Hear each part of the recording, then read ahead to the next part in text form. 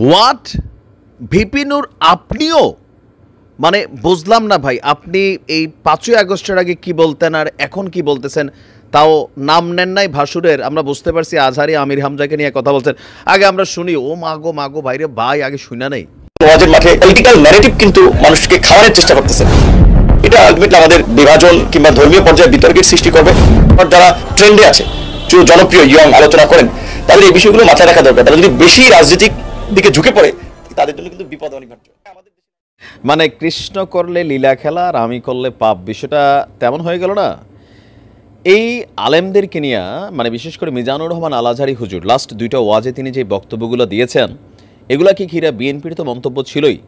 এখন ভিপি নূর যেই কথাগুলো বলছেন, আমি একটা অংশ শুনেছি, বাকি অংশটা এমন ছিল, পার্লামেন্টে শেখ হাসিনা সহ আওয়ামী লীগের নেতারা একটা কথা বলতে, যে ওয়াজের মাঠকে রাজনীতির মাঠ বানানো হয়েছে। বিশেষ করে শিশু বক্তা রফিকুল ইসলাম মাদানি, আমাদের আমির হামজা হুজুর, তার উপরে হচ্ছে মাওলানা মামুনুল হক হুজুর, তারপরে হচ্ছে ইব্রাহিম হুজুর, অনেকেই তারা কিন্তু প্রতিনিয়ত ওয়াজের মাঝে রাজনৈতিক বক্তব্য দিতেন, যার কারণে দিন শেষে বাটে পড়তেছে। কিন্তু তখন আমরা দেখছি আমাদের এই ভিপি নূর রায় আলেমদের পক্ষে দাঁড়াইছিলেন। কিন্তু আজকে যখন নিজেরা ক্ষমতার চেয়ারটার কাছাকাছি, কি জানি একটা আছে, মানে বাবিয়ে কয় মুস্তাম্বের কখনো যে হয় কি কয়, যে যায় লঙ্কা তে হয় রাবণ, বিষয়টা কীরকম হয়ে যাচ্ছে। এখন আপনি কি বুঝাইলেন যে দেশি বিদেশি অনেক ট্রেন্ডে গিয়ে কিন্তু বিপদ নির্ঘাত মাইনাস হয়ে যেতে পারে তরুণ বক্তারা এই ধরনের আলোচনা? ওয়াজের মাঠে কেন রাজনীতির আলোচনা? ধর্মের মধ্যে কি রাজনীতি নাই VP Nur? What do you mean? মানে 6 মাসে কি আপনার ব্রেন সফটওয়্যার সব আউলাই গেছে নূর ভাই? আমরা এটা জানতে চাই। কারণ কি, আপনারা যারা কথা বলেন, এখন আপনাদের বক্তব্যগুলো যদি এক এক সময় এক এক রকম হয়, তাহলে তো মানুষের কাছে প্রশ্নবোধক হয়।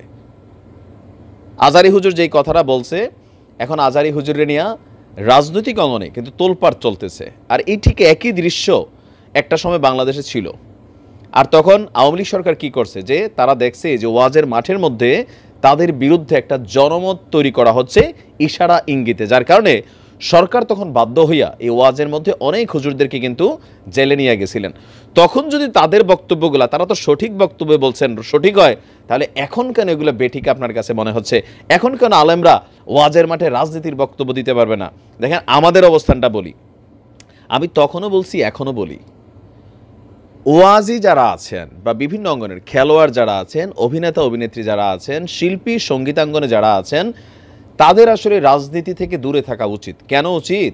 একজন মাশরাফিকে সবাই ভালোবাসতো, বাট যখন আওয়ামী লীগের এমপি মাশরাফি হইল, তখন কিন্তু দেখেন মাশরাফিরে কি পরিমাণে গালাগালি হয়েছে, ইভেন নানান ঘটনা তার উপর গেছে। একজন সাকিব আল হাসানকে পুরো বাংলাদেশ ভালোবাসতো, কিন্তু যখনই তিনি আওয়ামী লীগের নৌকা উঠলেন, তখনই তিনি বাড়ে বললেন। সঙ্গীত শিল্পী আসিফ আকবর, আওয়ামী লীগের যোগ বাদ দেন, বিএনপির সময় ঢাকাতে কুমিল্লা থেকে লুকাই সোনার অফিস ভাঙচুর করে কুমিল্লা ঢুকা বন্ধ করে দিয়েছিল। কেন? আসিফ আকবর বলছিল যে আমি ইলেকশন করবো কুমিল্লাতে, খেয়াল থাকার কথা, তাই না? তো তার মানে কি, তারা যখন রাজনীতিতে আসে, তাদের যেই সার্বজনীন ভালোবাসা, যে অডিয়েন্স, তাদের মধ্যে একটা বিক্ষুব্ধ মনোভাব তৈরি হয়। কারণ এই দেশের মানুষের কাছে ধর্মের অনুভূতির তুলনায় রাজনীতির অনুভূতিটা বেশি। আমার সবসময় বক্তব্য ছিল, এখনও আছে, কিন্তু আপনারা বক্তব্য বদলাচ্ছেন। আমি তখনও বলছি, যারা জনপ্রিয় বক্তা আছেন, আপনারা নিজেদেরকে কোনো দলের কইরা ফেলেন না। তাহলে কি হয়, যে আপনারা যখন একটা ওয়াজের মাঠে যান, আওয়ামী লীগ, বিএনপি, জামাত, হিন্দু, মুসলিম, বৌদ্ধ, খ্রিস্টান অনেকেই থাকে বড় জনপ্রিয় বক্তাদের। তো সেইখানে আপনার বক্তব্যটা যখন একপাক্ষিক হয়ে যায়, একটা অংশকে টার্গেট করে, সেই অংশের যারা অডিয়েন্স থাকে তারা কিন্তু আপনার উপর খেপে। আমরা দেখছি না আওয়ামী লীগের সময় বিভিন্ন মাহফিলের মধ্যে এভাবে হুজুরের উপর তাইরা তুইরা যাইতো। ঘটনা কি, ওই যে একই দৃশ্যপট আমরা হয়তোবা আবারও দেখতে পাচ্ছি। কিন্তু দুর্ভাগ্যজনকভাবে আমাদের এই মানুষগুলা রাতারাতি তাদের বক্তব্য চেঞ্জ করে ফেলতেছেন। তো এখন বিপদে কেন পড়বে? এখন তো নতুন বৈষম্যহীন বাংলাদেশে, দেশে সবার অধিকার আছে দুর্নীতির বিরুদ্ধে কথা বলার, চাঁদাবাজি, সিন্ডিকেটের বিরুদ্ধে কথা বলার। রাজনীতি নিয়েও ধর্মের মধ্যে রাজনীতি আছে, আমরা তো এতদিন এগুলোই শুনছিলাম। এখন আবার কেন বক্তব্য চেঞ্জ করলেন নূর ভাই?